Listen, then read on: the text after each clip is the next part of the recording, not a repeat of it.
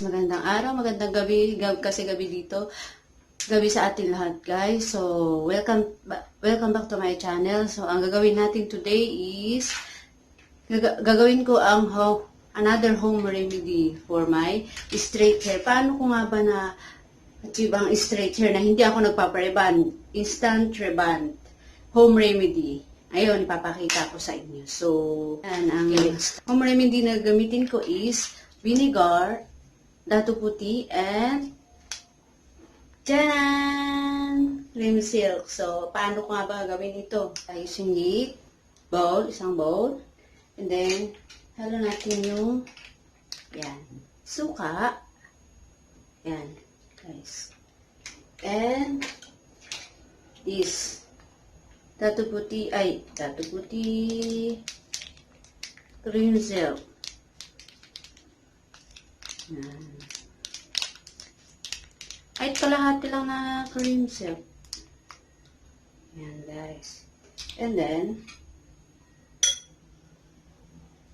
halo mo siya.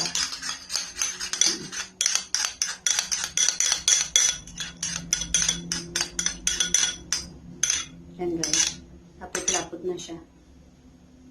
So, di mo na ilagay. Guys. Lagay ko na sa hair ko. Maliligo din naman ako. So, ayan. Ayan natin siya lahat. Basag pa. Basag pa ako. Ayan, guys. Ay. Ayan.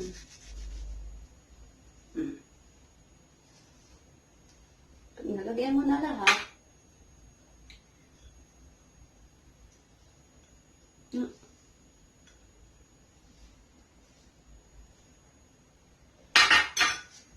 guys. And then, sayang ko eh. Hindi ko na lahat.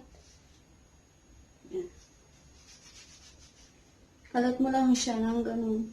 Dalig mo siya ng yan.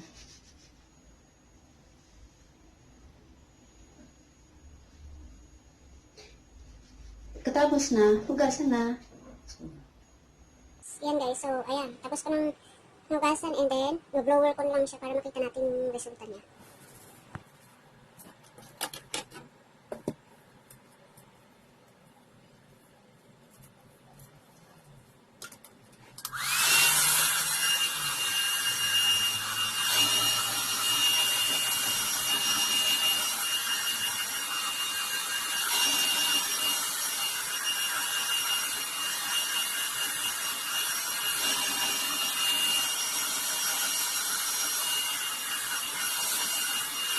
So, ayan na guys. Ito ang kinalabasan niya after ko hugasan at i-blower. So, ayan. Kinamay lang.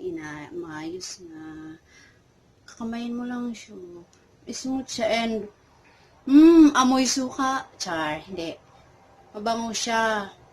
Then, lastly, I put this olive oil.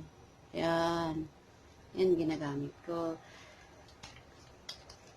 Yan, lastly ko na to. Kunti lang. Then, diba?